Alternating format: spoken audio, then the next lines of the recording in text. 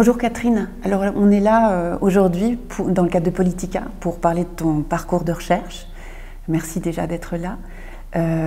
Tu veux parler de ton parcours de recherche sur quelle dimension principalement? Merci à toi d'abord aussi d'avoir accepté de jouer le jeu de cet entretien. Ça me rassure, j'ai du plaisir à le faire avec toi. Alors, je l'ai conçu, quand j'ai réfléchi à comment je voulais le retracer, il me semble que je voulais resituer mes problématiques de recherche, ce que je considère comme, sinon mes apports, au moins les résultats les plus intéressants ou les questions qui m'ont tenu à cœur, en fonction de 3 grandes dimensions. La première, c'est les institutions dans lesquelles j'ai travaillé, en fait, essentiellement les laboratoires, parce que la recherche s'inscrit au CNRS, je suis au CNRS, dans le cadre de laboratoires. La deuxième dimension, c'est les personnes, les rencontres intellectuelles et très souvent amicales, presque toujours, qui ont été importantes pour moi. Et la troisième dimension, c'est une dimension plus personnelle ou privée, c'est-à-dire les résonances qu'ont eues ces questions avec ma vie familiale, privée, mon histoire personnelle et affective. Voilà. Donc c'est ces 3 dimensions que je traiterai tout au long de ce parcours que je souhaite aborder de façon assez chronologique. Donc on va commencer par le début. Le début, tu commences à participer à une grande recherche, l'analyse sociétale, de 1972 à 1982. Tu as été une des petites mains de cette recherche qui a étudié la comparaison de la hiérarchie salariale dans l'industrie entre la France et l'Allemagne. Est-ce que tu pourrais nous dire à la fois ce que ça t'a apporté de participer à cette recherche comparative, fondatrice pour l'analyse sociétale, et puis éventuellement ce que ça t'a fait émerger ensuite comme réflexion? Voilà, alors oui, effectivement, j'ai réalisé cette recherche de comparaison France-Allemagne tout de suite à la sortie de mes études. Le parcours universitaire était beaucoup moins difficile que celui d'aujourd'hui. Je suis entrée avant ma thèse même, à 22 ans, à 23 ans, après mon DEA, alors que j'avais fait en économie d'ailleurs, je suis passée à la sociologie plus tard, donc dans un laboratoire qui s'appelait Laboratoire d'économie et de sociologie du travail, et qui était donc à Aix-en-Provence, qui était dirigé par François Sellier, qui était un économiste des relations industrielles, avec lequel j'avais fait mon DEA, que j'admirais beaucoup, qui m'a fait découvrir que derrière le travail, il y avait des travailleurs et des luttes sociales, et donc c'était pas simplement un concept abstrait et des stratégies abstraites individuelles, mais qu'il y avait des groupes sociaux en lutte, et voilà. Donc j'étais heureuse, c'est lui qui m'a proposé de venir dans ce laboratoire, et d'emblée, comme ce gros projet démarrait, j'y ai été associée. Donc à la fois j'étais contente et flattée de participer à un projet d'une telle envergure, qui a d'ailleurs duré 10 ans, qui associait donc d'emblée des économistes et des sociologues, qui était dirigé par 2 économistes, professeurs et directeurs de recherche et un sociologue, et dans lequel il y avait 3 ingénieurs d'études, dont moi. Et ça a été passionnant. On est allé en Allemagne, on a enquêté sur des entreprises dans les 2 pays. Moi j'étais un peu germanophone, donc j'ai fait pas mal de travail de traduction, de compréhension des catégories, de réflexion sur ces comparaisons. Bien entendu, j'ai travaillé étroitement avec des sociologues, et c'est ça qui m'a donné envie de changer de discipline, parce que je trouvais que c'était beaucoup plus intéressant leurs analyses que celles que je faisais en économie. En revanche, et je pense que cette recherche a apporté des choses vraiment intéressantes. D'ailleurs, elle a eu énormément de succès. Le livre qui en est sorti, hiérarchie d'encadrement, a été suivi, a donné lieu à beaucoup aussi de controverses, mais enfin bref, a fait école, puisqu'on appelle l'école du lest. Et je pense qu'effectivement, ils ont permis de montrer que les hiérarchies salariales n'étaient pas simplement liées à des raretés ou à des performances économiques ou à des performances technologiques, mais étaient liées à des rapports sociaux qu'il y avait dans l'école, qu'il y avait sur le marché du travail, qu'il y avait entre syndicats et employeurs, bref, qu'il y avait différentes dimensions de ces rapports salariaux qui pouvaient expliquer les différences dans les 2 pays. Donc ça a eu beaucoup de succès. La frustration, et j'ai beaucoup appris, incontestablement, je me suis formée à beaucoup de choses. En revanche, ce qui est resté frustrant pour moi, et pour mes 2 collègues ingénieurs aussi, j'étais la seule fille dans l'équipe, c'était le fait que j'étais une petite main, comme tu l'as dit. J'étais ingénieur d'études. Et ce statut au CNRS, surtout à cette époque, et dans ce laboratoire, j'espère que ça change aujourd'hui, était relativement dévalorisé. En tout cas, il conférait une faible autonomie dans Voilà. Donc évidemment, ce n'était pas moi qui avais élaboré ce projet, mais même au sein de ce projet, alors même qu'on était associé à toutes les discussions, dans la phase un peu déterminante qui a été la rédaction du livre, on nous a écarté, interdit de réécriture. Et on nous a expliqué que tant que tous les articles ne seraient pas publiés, que tant qu'ils n'auraient pas fini de publier, on ne pourrait jamais écrire. Et donc j'ai travaillé quand même 10 ans en étant interdite d'écriture, ce qui est quand même un peu frustrant. Et puis comme j'étais à plein temps sur ce travail, ça m'était difficile de m'investir dans un autre projet. Voilà. Et mes 2 collègues hommes, qui étaient des amis, ont quitté le laboratoire un peu à cause de ça.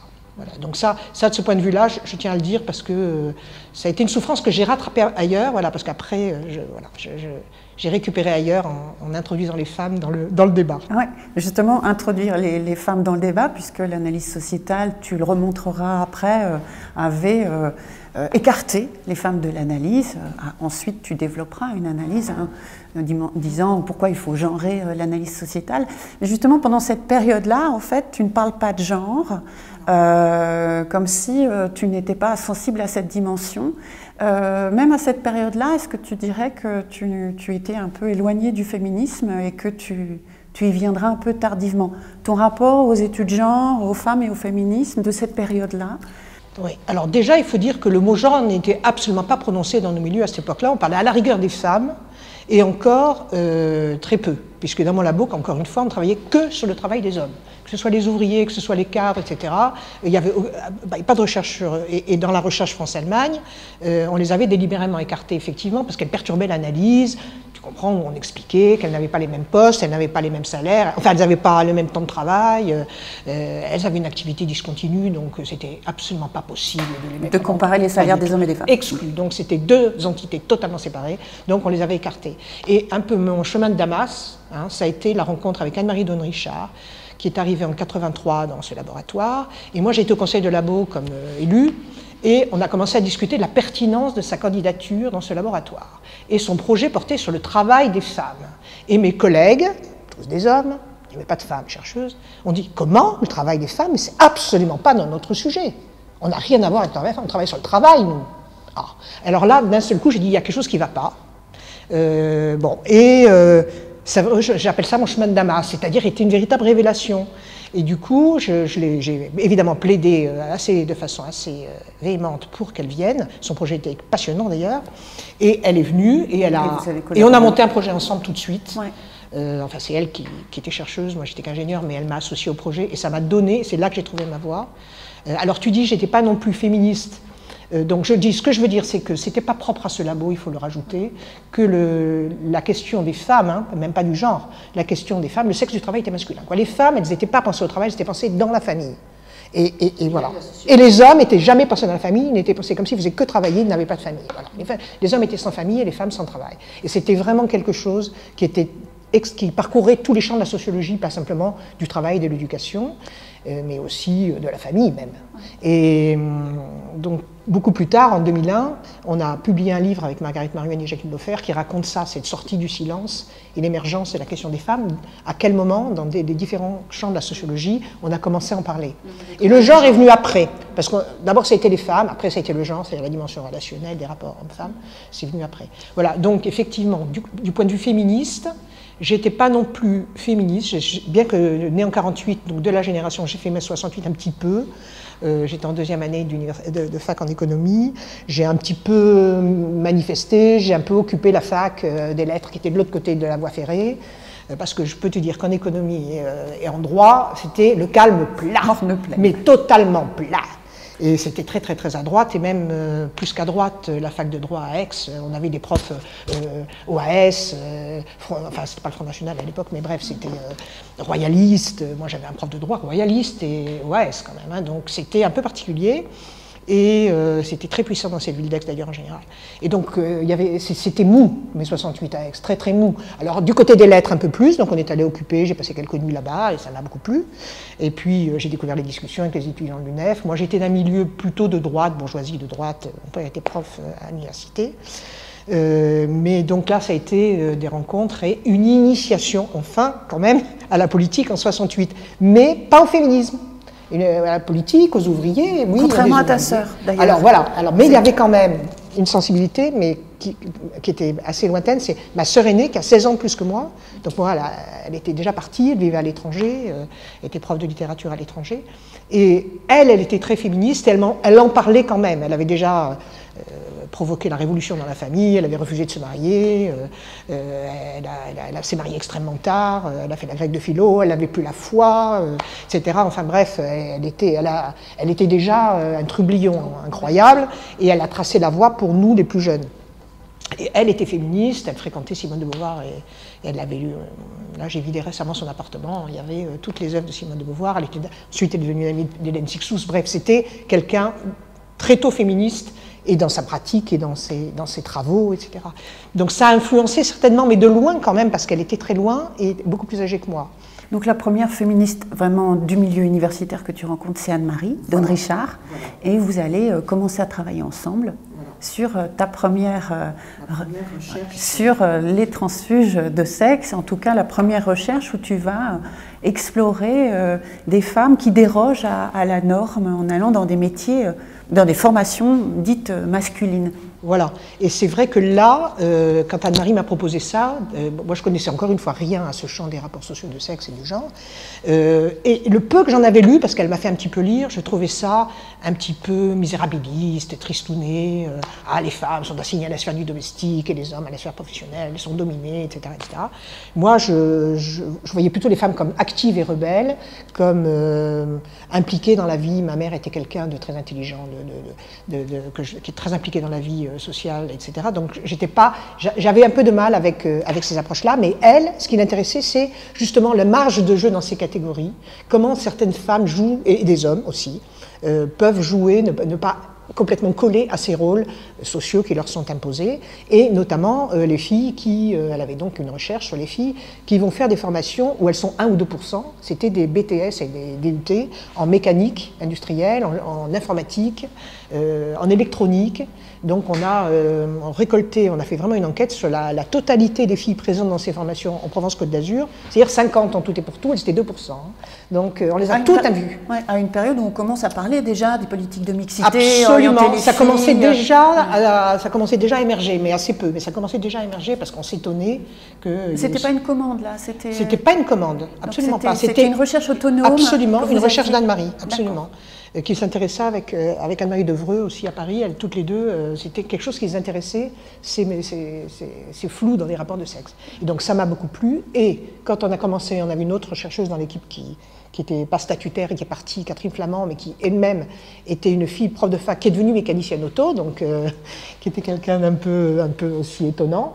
Et donc d'emblée, on a commencé à voir pourquoi il y a ces filles, qu'est-ce qui explique ces trajectoires d'exception. Pourquoi elles sont là? Comment l'expliquer? Alors bien sûr, la première hypothèse qui nous vient à l'esprit, c'est du masculin, donc c'est plus valorisé, donc il vaut mieux faire ça que de faire du sanitaire et social, voilà. Mais ça n'expliquait pas tout. Et là, c'est vrai que j'ai écouté une conférence, c'est marrant, quand on a l'esprit en éveil sur ces questions-là, à la fac d'Aix, à l'Université de Provence, d'une sociologue québécoise qui s'appelle Isabelle Lasvernias, qui avait fait sa thèse sur les femmes scientifiques, qui était invitée par le groupe d'études féministes de l'Université de Provence, et elle a raconté qu'une de ses hypothèses centrales pour expliquer les trajectoires de ces filles, c'était celle du garçon qu'elle appelait manquant, le garçon manquant. Alors qu'est-ce que c'est le garçon manquant? C'était l'idée que ces filles avaient été élevées dans des fratries où il n'y avait pas de filles, et qu'elles avaient porté le désir, un projet masculin, en lieu et en place de ce frère absent. Alors, projet porté essentiellement du côté des pères, mais aussi avec le soutien de la mère. Donc, projet à la fois soit de mobilité sociale, soit de maintien du statut social de la famille via une position occupée par un homme. Donc, c'est ce qu'elle avait vu chez les scientifiques. Et là, ça a fait tilt, et j'ai dit, il faut qu'on explore ça. Donc là, ça veut dire que c'est un peu, je prends des réflexions sur la famille pour penser l'orientation scolaire. Mais ça, c'était d'emblée quand même. Anne-Marie était anthropologue, donc de la parenté. Donc sa formation l'avait beaucoup sensibilisée à ces questions. Et moi j'ai appris avec elle aussi les arbres généalogiques. Et donc d'emblée, par exemple la composition sexuelle de la fratrie, c'était quelque chose qui l'intéressait. Et elle a été sensible à cette hypothèse. Et il faut reconnaître, et moi j'ai été sensible aussi, parce que là c'est la dimension familiale. Ma mère était un garçon dans sa famille, c'est une fratrie, presque que des filles, le seul garçon est devenu prêtre, donc c'était l'horreur pour mon grand-père, qui le nom n'allait pas être perpétué. Et donc c'est ma mère qui était juste après et qui était extrêmement brillante à l'école, qui l'a poussée à faire des études. Elle a fait, alors que c'est dans les années, début des années 30, elle a fait des classes préparatoires, et, bref, en littéraire, et après elle s'est mariée, elle a eu plein d'enfants, elle a arrêté tout ça. Mais bon, moi, à la fois j'admirais ma mère pour ça, mais je ne savais pas qu'elle avait cette place de garçon manquant. C'est beaucoup plus tard, évidemment, que je l'ai compris. Mais bon, et puis moi-même, je voulais à tout prix depuis mon enfance être un garçon, je détestais être une fille, je trouvais que ça valait rien les filles. C'est aussi pour ça que je ne m'intéressais pas beaucoup aux filles, que ça ne m'a pas gêné de bosser sur des garçons. Je faisais d'économie parce qu'il y avait des garçons à l'époque, maintenant c'est pas le cas, mais c'était le cas. Et sur le travail, on est encore moins de filles. Et bref, donc je faisais de l'escalade, je faisais des sports dangereux, je n'aimais que des activités de garçons. Donc évidemment, ça me plaisait beaucoup. Ça ne me gênait pas du tout qu'il n'y ait pas des filles. Et donc, travailler sur des filles dans les métiers de garçons, ça me convenait parfaitement. Voilà, donc il y avait toutes ces... J'ai trouvé un peu ma voie avec cette recherche, et j'ai gardé cette idée un peu de fabrication familiale des trajectoires. C'est-à-dire aller creuser, jusqu'à maintenant j'avais surtout travaillé sur l'école et le travail, les relations entre les diplômes, les trajectoires scolaires et les trajectoires professionnelles, et là j'ai introduit la famille, qui est presque introduite, je dirais, avec le genre, qui est passeur de frontières et qui, par définition, décloisonne les thèmes de la sociologie, quoi. Et donc ce fil-là, tu vas encore le tirer plus longuement sur ta recherche avec Michel Ferrand, sur les normaliennes, les filles qui vont dans des études très brillantes, mais là encore plutôt où elles sont peu nombreuses, sur les femmes ingénieures, donc que tu vas analyser comme une révolution respectueuse ou une insoumission discrète. Est-ce que tu pourrais nous parler de des résultats en fait, de tes recherches? Oui, effectivement, c'est mes deux grands chantiers après, mais alors là c'est la période parisienne, parce qu'après avoir rencontré Anne-Marie, je suis très vite partie à Paris. J'ai quitté Aix-en-Provence et là j'ai choisi d'aller, parce que ça c'est la grande chance quand même du CNRS, même si je n'avais pas un statut de chercheur encore à l'époque.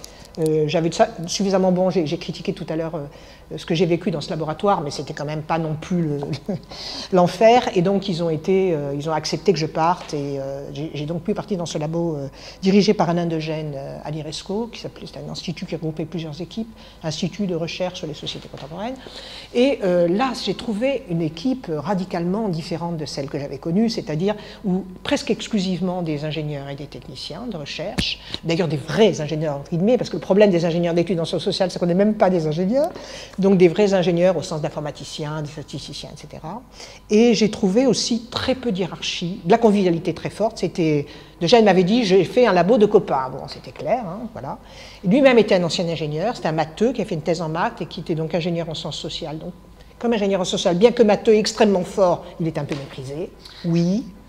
Et donc, il l'a ressenti, notamment au Lest, il a quitté le Lest, il a fait son propre labo, et là, je dois dire que j'étais accueillie, ah ouais, vraiment, ça a été assez formidable, parce que d'emblée, il m'a dit, fais ce que tu veux, tu dois être chercheur, t'es faite pour ça, il faut que je t'aide pour le devenir chercheur. Et j'ai eu la chance, donc, qu'ils me soutiennent, ensuite de rencontrer André Grelon, le spécialiste ingénieur, qui avait monté un gros projet sur les ingénieurs, et qui, lui, est comme Alain, quelqu'un d'extraordinairement généreux et collaboratif, et donc c'était vraiment une expérience très heureuse, très positive de travailler avec lui, Alain, et deux autres ingénieurs, femmes, qui elles aussi étaient bien traitées, et qui sont des amies, Lise Mounier et François Chamozy.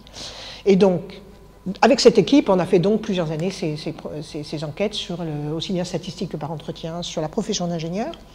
Et eux m'ont dit, voilà, j'ai fait mon sillon en travaillant sur les femmes dans ces métiers, parce que elles étaient minoritaires, il n'y avait quasiment rien, aucun travail scientifique qui avait été fait sur elles. Et alors même que tous les verrous légaux étaient oui, mais bon, tombés, c'est un sujet qu'à l'époque, femmes et sciences, maintenant c'est très à la mode, oui. À l'époque ça n'intéressait personne. Donc, bon, c'était peut-être exotique, mais moi ça me plaisait. Donc, et eux ont parfaitement accepté que je creuse ces sillons. Donc j'ai poursuivi sur cette idée, comment ces filles un peu atypiques, elles sont... Alors voilà, et j'ai très rapidement observé... C'était ton projet d'entrée au CNRS. C'était mon projet. Et après, voilà, Alain m'a dit, fais ton projet d'entrée au CNRS sur ce sujet, et j'ai été prise comme chercheur... J'ai passé le concours chercheur et je suis donc arrivée chargée de recherche en 91. Voilà. Alors les normaliennes, c'est à peu près la même époque. Ça, c'est ma rencontre, parce que l'avantage de cet institut, je parle encore des institutions, le LASMA, c'était au sein de cette fédération qui s'appelait l'IRESCO, Institut de recherche sur les sociétés contemporaines, qui s'appelle maintenant l'Institut Boucher, je crois. Et donc, il y avait plusieurs laboratoires, et j'ai rencontré des chercheuses avec qui je suis devenue amie, qui étaient au CSU, Centre Société Urbaine, non, je crois que c'est bien ça. Et donc, dont Michel Ferrand et Françoise Imbert, qui étaient deux sociologues qui participaient, comme Anne-Marie, qui étaient des amis d'Anne-Marie, Don Richard, et qui participaient à cette fameuse école des rapports sociaux de sexe. Bon, il y avait aussi Daniel Cargoat, Elena Hirata, qui était dans un autre labo qui s'appelait le GEDIST, groupe d'études division de la sécurité. Mais parce qu'on néglige parfois en France, c'est vraiment au CNRS que les études sur le travail et le genre ont commencé, oui. Le GEDIST était le premier laboratoire à travailler vraiment de façon institutionnelle sur ces questions. Et donc, avec toutes ces rencontres, j'ai pu monter ce projet sur les normaliennes scientifiques, parce que Michel Ferrand connaissait déjà, elle était amie avec un physicien de Normal Sup, qui lui avait dit, mais c'est effrayant, depuis que l'école de Sèvres et de d'Ulm ont fusionné, nous n'avons plus du tout de filles reçues au concours de maths et de physique, enfin, tant qu'il y avait Sèvres, il y avait une sorte de quota pour les filles. Contrairement à l'idée d'un progrès linéaire, là, il y avait là, c'était la rupture totale, il n'y avait plus de filles reçues, 3 ou 4 par promotion de 40, quoi. Et ils étaient inquiets de voir, d'ailleurs il y en a toujours aussi peu, hein, c'était il y a 20 ans, donc ils s'inquiétaient de savoir pourquoi il y avait si peu de filles. Donc, ils vous ont financé pour cette recherche ? Ils ne nous ont pas financé, non. Donc il a fallu qu'on cherche un financement, mais ça aussi c'est quand même assez génial au CNRS, c'est-à-dire qu'on peut travailler sur un sujet aussi pointu que les quelques normaliennes en maths ou en physique reçues chaque année. Et alors on a essayé le droit des femmes, et là elles nous ont dit non mais ça ne va pas, aller travailler sur ces filles qui réussissent, il faut travailler sur les femmes qui sont d'origine immigrée dans les banlieues, ça n'a aucun intérêt. Bon, pourtant c'était la période où il y avait quand même des financements. Ah oui, mais alors là, notre sujet, impossible de se faire financer. Et puis, là, c'est les alliés dans les comités de financement. Il y avait figure-toi, un gros projet cadre sur l'échec scolaire. Et dans ce comité scientifique... Vous avez réussi à financer une recherche sur les normaliennes. Dans l'échec scolaire. Dans ce projet cadre, il y avait un sociologue que j'aimais beaucoup, c'est deux sociologues qui ont compté beaucoup pour moi. C'est Roger Establé, qui était prof à la fac d'Aix, et qui... Parce que moi, j'avais fait de la socio à la fac aussi pour me mettre à niveau. Très vite, il m'a dit, arrête de suivre ces cours de socio, viens bosser avec moi. Bref, donc on était très copains. Et puis, son complice et co-auteur... Christian Baudelot, qui était à l'ENS, responsable du laboratoire de sciences sociales, avec qui on a mené cette enquête et qui était ravi qu'on mène cette enquête dans son laboratoire. Et il y avait Frédéric Matonti aussi qui était à l'époque dans ce laboratoire. Et donc, Roger Establé a plaidé que travailler sur les réussites exceptionnelles, c'était tout comprendre de l'échec. Bon, c'était absolument pas vrai, mais c'est pas grave. Nous avons eu notre financement, parce que Roger Establé est quelqu'un qui compte, et nous avons eu de l'argent pour faire cette enquête. Pas énormément, mais bon, on a fait beaucoup par nous-mêmes aussi. C'est nous qui avons retranscrit, par exemple, les 100 entretiens que nous avons faits. Hein. On n'avait pas les moyens de les faire retranscrire. Mais ça a été une recherche très sympa, passionnante, et je te dis encore une fois, avec l'appui de Baudelot et de Matonti. Et là, c'était intéressant parce qu'à l'époque, ils faisaient une étude sur l'origine sociale des normaliens, sur longue période. Et donc, on a introduit les filles et on a essayé de regarder s'il y avait des différences dans l'origine sociale, les capitaux scolaires, les diplômes, etc. Si elles étaient sursélectionnées, si elles étaient sursélectionnées ou non, quelles étaient les différences éventuelles qu'on pouvait trouver. Zéro différence. Alors, Baudelot qui dit toujours, la sociologie, c'est la recherche des différences et des régularités. Ben là, zéro. Mais il dit, mais c'est passionnant, c'est un vrai résultat, ça qu'il n'y en ait pas. Alors, on cherchait toujours la petite différence. Rien. Rien, les mêmes mentions, les mêmes parcours, les mêmes... Bon, alors en fait, on en trouvait, mais très subtil, du fait par exemple que les normaliennes avaient beaucoup plus souvent des mères scientifiques. Donc on est allé regarder du côté des mères, parce qu'en général on ne regarde que les pères. Donc d'ailleurs, dans les fichiers d'origine sociale, il n'y avait pas les professions des mères. Donc de nouveau, transmission familiale, voilà. Mais regardez du côté des mères, voilà. Et voilà, et alors on a trouvé quelque chose, mais ça c'est aussi parce qu'on a fait des entretiens auprès des parents, auprès des normaliens et normaliennes, mais aussi auprès de leurs parents. Et ce qu'on a vu, c'était une de nos hypothèses que j'avais aussi, que j'avais déjà retirée de la première recherche sur les techniciennes, où on avait vu que ces filles, non seulement elles étaient dans des familles où il n'y a pas de garçons, ou des garçons qui avaient dérogé, qui n'avaient pas réussi, mais aussi elles étaient avec des parents qui avaient des rôles de sexe un peu brouillés. Par exemple, le père était toujours à l'intérieur pendant que la mère était toujours à l'extérieur, même s'ils avaient des métiers classiques, des trucs comme ça. Et donc, on a vu ça aussi chez les normaliennes scientifiques. C'est-à-dire, c'était des parents pas féministe, mais en tout cas qui élevait vraiment le plus possible filles et garçons de la même manière, pas simplement en leur disant tu peux y arriver, tu peux faire les mêmes études, mais par exemple en interdisant aux filles de faire les travaux domestiques, en se battant autant pour elles que pour les garçons. Voilà. Et ça, c'est vrai que, évidemment, tous les parents n'ont pas des pratiques égalitaires, même ceux qui le prétendent. Et donc, c'est un plus qu'avaient les filles, que ces filles-là. Mais sinon, pour tout le reste, c'était extrêmement similaire. Parce que tu parles souvent de... J'ai fait des rencontres, donc c'est un peu pensé avec, mais finalement, dans ce débat-là, sur filles et scolarité, puisqu'il va y avoir un succès scolaire très important des filles dans les années 90 et années 2000, qui vont leur permettre d'accéder à beaucoup de professions supérieures. Il y avait d'autres hypothèses aussi, notamment proposées par Christian Baudelot ou par Marie Duru, pour essayer de comprendre pourquoi à la fois les filles réussissaient et pourquoi elles ne s'orientaient pas vers certaines filières. Et toi, tu voulais un peu discuter les deux. Voilà, parce que voilà, l'idée, c'est vrai que ces débats ont été, après aussi, il y a un grand silence sur la question de genre dans la sociologie de l'éducation. C'est vrai qu'il y a eu les livres un peu retentissants de Christian Baudelot et Establé sur Aller les filles en 91, celui de Marie Duru, là un an avant, l'école des filles. Et donc s'est enclenché un débat pour la réussite qui est de nouveau un peu, qui n'est pas complète des filles. C'est-à-dire réussite scolaire, mais limitation de leurs orientations. Voilà. Donc il y avait ces deux phénomènes. Et puis en plus, bien entendu, moindre rentabilité sur le marché du travail. Et pour expliquer ça, bon, il y avait un peu les deux grandes approches qui étaient celles de Marie Duru qui disait leurs choix sont des choix raisonnés et raisonnables. Si elles ne vont pas vers les filières où il n'y a que des garçons, c'est parce qu'elles anticipent une hostilité, des difficultés. Le coût de la transgression. Le coût de la transgression dans ces milieux-là. Et puis aussi parce qu'il y a une énorme offre de métiers de femmes. C'était une période où s'est développé le État-providence, la santé, le tertiaire, etc. Et du côté de Baudelot Establé, c'était un peu tiré de Bourdieu, la socialisation différente des sexes qui fait qui est rentable pour les filles à l'école, c'est l'apprentissage de l'ordre, de la docilité, d'écouter les consignes, de se tenir bien, de ne pas faire de bruit. Voilà, elles sont... Alors après, Bourdieu a dit dans la nomination, docilis, ça veut dire qu'il sait bien apprendre, de docere, ça n'a rien à voir avec la docilité. Mais dans la tête, je suis désolée, docilis et docilité, c'est quelque chose qui est péjoratif. Et donc, voilà, cette idée quand même, et ça me choquait, parce que je trouve que c'est un stéréotype incroyablement présent que j'ai retrouvé dans cette enquête sur les normaliennes, y compris, comment dire, véhiculé par les femmes elles-mêmes, c'est que si les filles réussissent, c'est qu'elles sont travailleuses, mais on ne peut pas imaginer qu'elles ont du talent et encore moins du génie. On oublie le génie. D'ailleurs, c'est pour ça qu'elles ne sont pas en maths, parce que les matheux sont géniaux, ce que ne sont pas du tout les biologistes qui, eux, apprennent par cœur comme des imbéciles. Voilà. Donc les matheux, c'est les seuls géniaux. Alors les autres, non. Et c'est pour ça qu'il n'y a que des garçons, bien entendu. Hein. C'est comme les créateurs en musique, c'est comme partout. Voilà.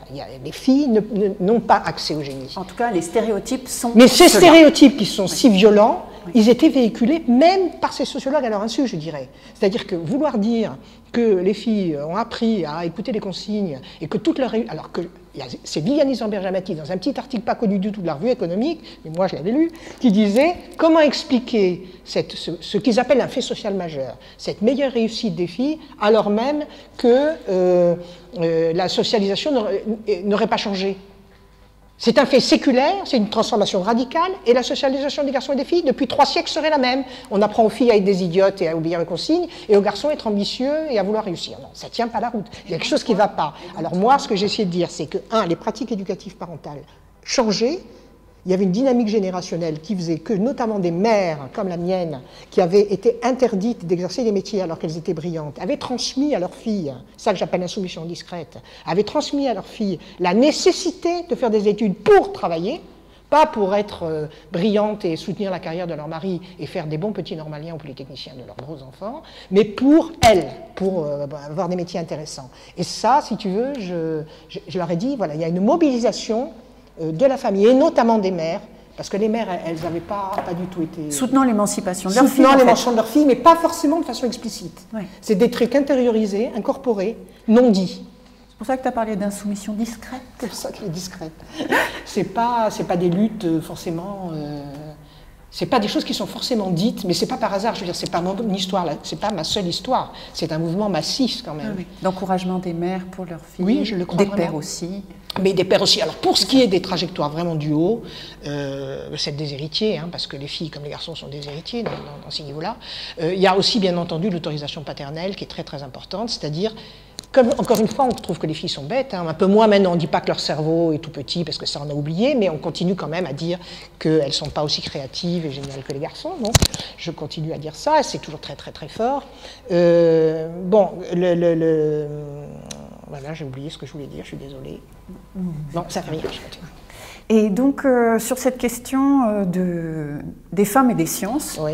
puisque là, c'était orientation vers des filières scientifiques, tu vas ensuite continuer, mais là, plus dans une recherche, on dirait un peu de commande, ou en tout cas en partenariat, notamment avec la mission pour la place des femmes au CNRS. Voilà. Tu as là joué un rôle, à mon avis, important pour essayer de montrer qu'il y avait des inégalités encore dans les carrières scientifiques et académiques. Est-ce que tu peux me parler à la fois comment s'est passée cette rencontre, cette demande, cet accompagnement Alors, avant de parler de cette rencontre, je dirais que c'était effectivement, les années 2000 étaient des années de développement du féminisme d'État, je dirais, et de ces lois pour l'égalité officielles, y compris dans le public.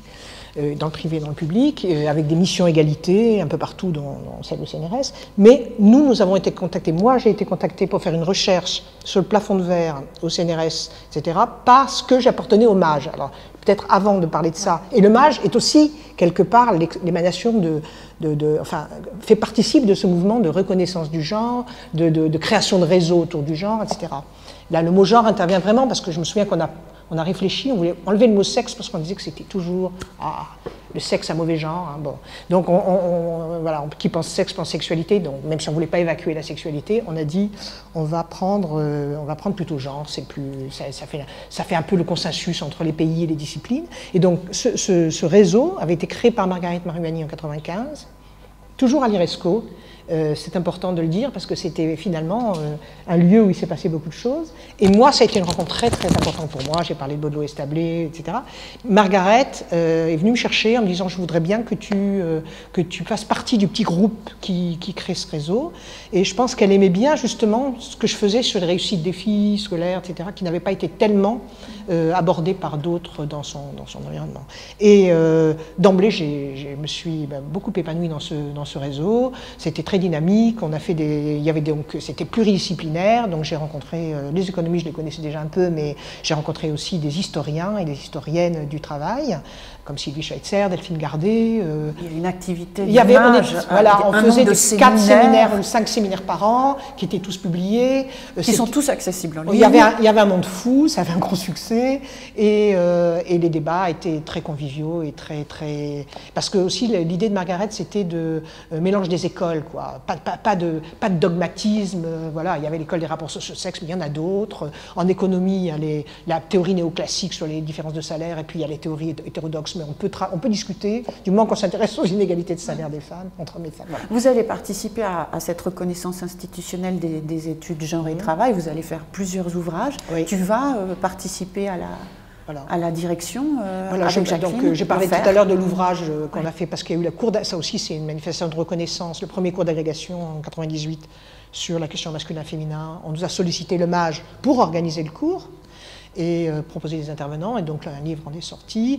Et puis, effectivement, j'ai participé à la direction de ce réseau pendant quelques années, soit comme directrice adjointe, soit comme directrice plénière, et avec Jacqueline Laufer et Margaret, dont toutes les trois, en gros, disons.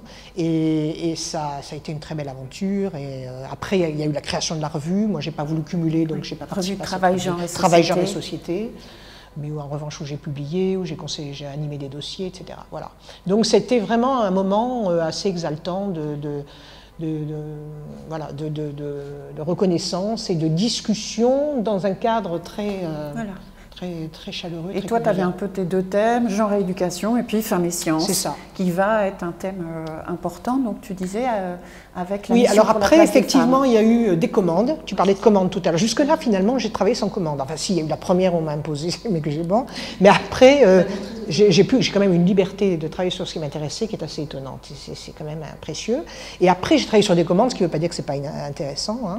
Mais effectivement, la mission pour la place des femmes, donc, via le MAGE, m'a demandé d'occuper de ça. Donc j'ai monté avec des chercheurs avec des personnels de la mission pour la place des femmes qui gravitaient autour, un physicien et puis une fille qui s'occupait de l'Observatoire des métiers. On a monté et puis après j'ai associé une sociologue, Irène Jonas, qui était hors académie, à une recherche sur ce plafond de verre. Et là, j'ai quand même été surprise. Alors là, je commençais à évoluer en disant, il faut peut-être pas seulement travailler sur les femmes dans les métiers d'hommes ou dans les domaines masculins, il faut aussi travailler sur les femmes qui sont dans les métiers où il y a beaucoup de femmes. Donc, pourquoi pas la biologie, qui est la discipline la plus féminisée au CNRS, encore plus que la socio. Et historiquement, qui était très féminisée. C'est le seul prix, le seul médaille d'or qui était attribué à une femme, c'était en biologie. Donc voilà, donc ça m'intéressait de travailler sur les biologistes, d'autant qu'il y avait des travaux un peu statistiques de l'association Femmes et Sciences qui avaient montré que c'était en biologie qu'il y avait le plafond chez les profs à la fac, qui avait le plafond de verre le plus élevé. C'est-à-dire l'écart entre la part des maîtres de conf et puis les femmes profs. Donc ça m'intéressait. Et de fait, j'ai été assez stupéfaite de voir finalement que dans ce milieu-là, pourtant vraiment féminisé à la base, où il y a des femmes très reconnues, le stéréotype du bon directeur de recherche, qu'on a travaillé surtout sur le passage chargé DR, ressemblait à celui qu'on voit dans l'entreprise, que j'avais étudié dans l'industrie, c'est-à-dire l'homme qui a soi-disant du charisme, des larges épaules, qui supporte le stress, qui monte des gros projets et qui n'est surtout pas encombré de tracas quotidiens, comme le sont les femmes, bien sûr, avec leurs enfants, etc. Donc, j'étais très très étonnée de voir un peu que finalement, dans un milieu où le mérite, l'excellence et soi-disant le nombre de publications est soi-disant le critère important, il n'y a aucune différence dans le nombre de publications des femmes et des hommes, et pourtant elles passent sensiblement moins que les hommes DR, et plus tard que les hommes. Voilà. Donc, c'est bien gentil de parler des publis, de mettre que ça en avant, mais en pratique, il y a d'autres choses qui jouent. Alors bien sûr, les autres choses, c'est qu'on va dire « Ah ben oui, mais d'accord, ils ont le même nom publié dans les mêmes revues aussi prestigieuses. Mais l'homme, lui, il a été directeur de la plateforme technologique ce machin, il est allé beaucoup plus souvent dans un colloque à l'étranger. » Ben oui, voilà. Alors effectivement, avec des entretiens, on s'est aperçu que les femmes ne pouvaient pas courir tous les livres à la fois, ou elles faisaient leur HDR, ou elles dirigeaient des équipes, ou elles faisaient ceci, ou elles faisaient cela. Elles ne pouvaient pas tout faire à la fois. Tandis que les hommes, ils font tout à la fois. Pourquoi ? Alors là, j'ai découvert au CNRS comme ailleurs. Ils délèguent. Ils délèguent. Alors, ils délèguent deux choses. Ils délèguent à leurs femmes. Bon, parce que même s'il y a de plus en plus de couples à deux actifs avec des femmes diplômées, les femmes font presque toujours des carrières quand même moins rapides. Et beaucoup de nos chers collègues ont quand même des femmes moins diplômées qui se vouent à leur carrière, et qui profs de lycée, ou qui se mettent en retrait, etc. Et puis, du côté j'avais déjà observé aussi, j'avais appelé ça les pères qui gagnent, c'est-à-dire qu'alors même qu'on dit toujours si des femmes ne font pas carrière, c'est parce qu'elles sont complètement encombrées d'enfants, et que voilà, j'avais observé chez les ingénieurs que la présence d'enfants influait très très peu sur les carrières, en revanche elle favorisait énormément celle des hommes, c'est-à-dire plus ils avaient d'enfants, et à même âge et à même diplôme, plus ils étaient directeurs avec des salaires énormes et travaillant 70 heures par semaine. Donc, voilà, parce que avec une femme qui, derrière, invisible, qui assurait leur... Donc finalement, dans cette recherche sur femmes... Donc j'ai retrouvé ça, des choses très similaires, ouais, voilà. Où tu as dit qu'il fallait finalement travailler beaucoup plus sur les privilèges des hommes. Voilà, il faut déplacer l'attention de la question des femmes, de leur supposé handicap, de leurs encombrements, etc., vers celle des privilèges accordés aux hommes, des privilèges que les femmes ne peuvent pas avoir, parce que jusqu'à nouvel ordre, les femmes ont rarement un homme au foyer extrêmement diplômé qui s'occupe 100% du domestique et des enfants. Elles en ont quelques-uns elles n'aiment pas les chômeurs aussi, il faut le dire. Les femmes aussi préfèrent les grands hommes qui gagnent très bien leur vie à des hommes qui la gagnent moins. Et or, quand elles choisissent des hommes un peu moins diplômés qu'elles et qui font moins carrière, elles réussissent mieux. C'est le cas des femmes commissaires de police. Seule profession où il n'y a pas de plafond de verre, parce qu'elles épousent des brigadiers qui les suivent. Voilà. Mais toutes les femmes ne font pas ce choix. Elles préfèrent en général quand même, c'est l'effet de la domination masculine, des hommes plus grands qu'elles, plus âgés qu'elles, plus prestigieux qu'elles, qui gagnent leur vie. Et pour leur carrière, ce n'est pas toujours très bénéfique. Ça peut les aider dans un premier temps. Ça aide dans un deuxième mariage, parce que là, ils ont déjà fait leur carrière, ils peuvent soutenir la nouvelle, jeune. Mais dans un premier, c'est rarement le cas. Donc, voilà. Et ça, cette asymétrie radicale, à la fois dans le fait que les hommes peuvent trouver des femmes plus jeunes, ils ont toujours des femmes qui les soutiennent, et que c'est pas vrai pour les femmes, et surtout, voilà, cette asymétrie radicale du, ce que j'appelle le breadwinner, les pères qui gagnent, et cette figure-là, je l'ai retrouvée au CNRS, et je l'ai présentée même devant le directeur du CNRS, qui en était une, parce qu'il a 10 enfants, et j'étais un peu gênée, mais bon, c'était comme ça, je ne le savais pas.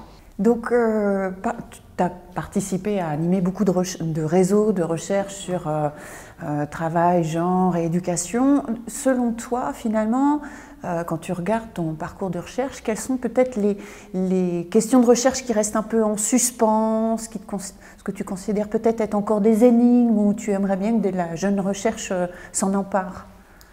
Alors, une des questions en suspens, c'est celle des hommes et des masculinités. J'ai parlé tout à l'heure des pères qui gagnent, donc effectivement, je suis très sensible, et ça c'est le genre, l'appréhension dimensionnelle du genre, à avoir toujours travaillé à la fois sur des hommes et des femmes. Relationnel, ouais. Et d'interroger aussi les hommes sur leur vie familiale, etc. Mais je trouve que malgré tout, dans toutes les recherches, même la dernière que nous avons menée dans la fonction publique, on sous-étudie quand même un petit peu les hommes et, je veux dire, la diversité de leur destin aussi. Et donc les hommes en fonction de leur origine sociale, de leur rapport au travail, etc. Tous ne sont pas des carriéristes et des pères qui gagnent, c'est ça que je veux dire. Et on ne met peut-être pas assez l'accent sur ceux qui sont en échec ou ceux qui ne sont pas dans ce modèle-là, etc. Tu l'avais déjà fait un peu? Alors je l'avais déjà fait, justement. Alors je l'ai fait un petit peu, mais à peine, parce que c'était quand même un petit échantillon, au CNRS, où j'avais envie de regarder les hommes qui n'étaient pas passés directeurs de recherche. Et d'ailleurs, pour la petite histoire, quand j'avais voulu travailler là-dessus, j'avais une informatrice privilégiée dans le milieu qui m'avait dit « c'est tous des cas ». Je lui ai dit « comment ça, c'est des cas ?» Il y en a très peu, et les rares c'est vrai qu'ils sont très peu, mais il y en a quand même, hein, 3 fois moins que les femmes, il y en a. Mais ce sont des cas. Je lui ai dit « tu attends cas par cas ?» Ben, santé mentale, problème. Oh. Alors je lui dis « non, ça j'y crois pas. Je veux aller voir de près ces cas. » Et donc, moi je me disais « je suis une femme, directrice de recherche, c'est un peu délicat d'aller interroger des hommes. » Un vieux chargé de recherche aigri. Voilà. Donc c'est là que j'ai fait appel à cette collègue et amie Irène Jonas, qui fait des entretiens superbes en sociologie, qui est aussi photographe. Et elle a fait des entretiens magnifiques avec ces hommes. Beaucoup de refus, hein, c'est vrai que beaucoup ne voulaient pas, parce que surtout que c'était la mission pour la place des femmes. Bon. Mais ces entretiens sont magnifiques parce qu'ils donnent à voir d'abord la souffrance. Je ne dis pas que les femmes ne souffrent pas quand elles ne réussissent pas. De l'échec professionnel. De l'échec professionnel, mais qui est lié. C'est pour ça quand on me dit est-ce qu'il y a un seul modèle de réussite, pourquoi faudrait-il à tout prix qu'on devienne? Ben, le problème, c'est qu'au CNRS, surtout en biologie, en sciences de la vie, si on ne passe pas derrière un certain âge, on n'a plus d'accès au financement, on n'a plus d'accès aux étudiants. On travaille avec des étudiants, avec des techniciens de labo. Terminé. Alors j'ai rencontré, enfin moi j'en ai rencontré un ou deux. Placardisés? Totalement placardisés, qui venaient tous les jours au labo, qui n'avaient rien à faire. Et ils ont tous pleuré. Enfin, c'était extrêmement émouvant. Et ils avaient 50 ans. Ils avaient encore 10 ans à tirer. Donc j'étais assez bouleversée par ça. Et alors, quand on essayait d'expliquer, j'ai rencontré aucun cas, peut-être qu'ils m'ont échappé, en tout cas je ne les ai pas rencontrés. C'était en revanche, tous, on n'en a vu que 6, c'est là où je dis qu'il faudrait aller plus loin. Les 6 qu'on a rencontrés étaient tous d'origine sociale modeste, ce qui n'est quand même pas l'origine massive au CNRS, majeure au CNRS, et c'était des gens qui n'avaient pas su, comment dire, voir à quel moment il fallait postuler pour ces postes. Par exemple, quelquefois, ils étaient dans des laboratoires qui avaient des grosses difficultés. Tous les hommes un peu importants étaient partis à l'université ou dans d'autres labos, et eux étaient restés. Et puis, il y en a même un qui m'a dit, il était fils de mineur, il m'a dit, mais moi, je gagnais 3 fois ce que gagnait mon père, c'était merveilleux. Bon, j'ai adoré mon métier, pourquoi j'aurais voulu faire passer des R, quoi. Et donc, ça c'est ce qu'avait raconté d'ailleurs Monique de Saint-Martin, hein, sur les similitudes entre les filles qui s'auto-excluent des positions de carrière et des hommes des classes dominées qui n'imaginent pas qu'ils peuvent aller si haut. Voilà. Et ce qui est impressionnant, c'est ça. Et donc je pense que ça vaut vraiment la peine, d'une manière générale, d'aller plus loin dans ces rapports différents des hommes au travail. Et les masculinités plurielles. Et les masculinités plurielles. Voilà. Je trouve que quand même on est... et chaque fois qu'on parle des masculinités, ça va être les masculinités marginales, les violeurs, ceux en prison. Commence à avoir des recherches quand même sur le masculin, et notamment les hommes dans des métiers féminisés. Ça commence quand même. Ça commence un tout petit peu, heureusement. Oui. Voilà. Et d'ailleurs, c'est très intéressant parce que, oui, comme Clotilde Marchand, effectivement, dans notre équipe qui travaille là-dessus. Mais c'est vraiment quelque chose, je trouve, à développer, et de voir l'absence de symétrie. Parce que là, on voyait que c'était quand même l'origine sociale qui les tirait vers le bas, tandis que les femmes, même des femmes d'origine sociale aisée, se retrouvaient en échec. Et quelle autre dimension, éventuellement, quand tu regardes ce qui a profondément évolué, tu as dit à la fois le succès scolaire des filles, peut-être au niveau politique. Alors voilà. Quand même. Oui. Alors la politique, puisque l'encyclopédie veut en parler, et puis moi je l'ai découverte assez tardivement, parce que dans mon laboratoire à Aix, et même à Paris, dans les sociologues que je fréquentais, la dimension politique était assez peu abordée, des sciences politiques, et ça s'est pris vraiment beaucoup d'ampleur, surtout dans le labo, au CMH, au Centre Maurice Salvax, avec l'arrivée de toute une génération de jeunes formés à Sciences Po ou aux sciences politiques et au genre. Parce que je crois que c'est une des disciplines, c'est ce que Catherine Achin et Laure Bérigny montrent, qui s'est assez tardivement intéressée à ces questions. Et donc, cette arrivée de ces jeunes dans notre équipe, au CMH, m'a ouvert un peu m'a insufflé un peu d'optimisme aussi, parce que malgré tout, ces politiques d'égalité, même si elles sont limitées, le livre de Laure sur les lois improbables sur la parité, elles ont bien été votées, alors qu'on était dans un pays qui était tout à fait hostile à ces lois. Donc il y a des choses, même si c'est très lent, même si c'est difficile, incontestablement, il y a des... Et puis dans notre enquête qu'on a faite ensemble là, sur le plafond de verre dans la fonction publique, dans les ministères, on s'est aperçu que ces femmes, les énarques ou ces femmes cadres supérieures, aujourd'hui acceptent les quotas, trouvent que c'est un moyen utile, alors qu'elles étaient archi-hostiles. Donc il y a des choses qui bougent. Et elles sont soutenues par ces politiques-là. Elles sont soutenues par ces politiques. Voilà. Mais par contre, éventuellement, il faut faire attention aussi aux effets peut-être clivants sur le fait que les meilleurs sont peut-être soutenus par ces politiques et d'autres femmes profil social. C'était aussi un résultat. C'est aussi un résultat, pas seulement dans cette recherche, mais dans la plupart des travaux, dès qu'on essaye de travailler sur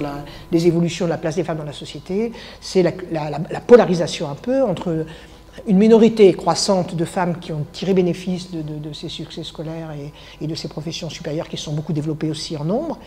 Et puis de l'autre côté, les femmes des milieux populaires, des classes populaires, qui elles sont, au contraire, leur situation s'est dégradée avec la crise économique, le chômage, la précarité, etc. Donc, même si tout n'est pas rose du côté des professions diplômées, puisqu'on parlait tout à l'heure de la précarité qui s'est développée dans les carrières académiques et la fonction publique, malgré tout, c'est vrai que c'est encore pire.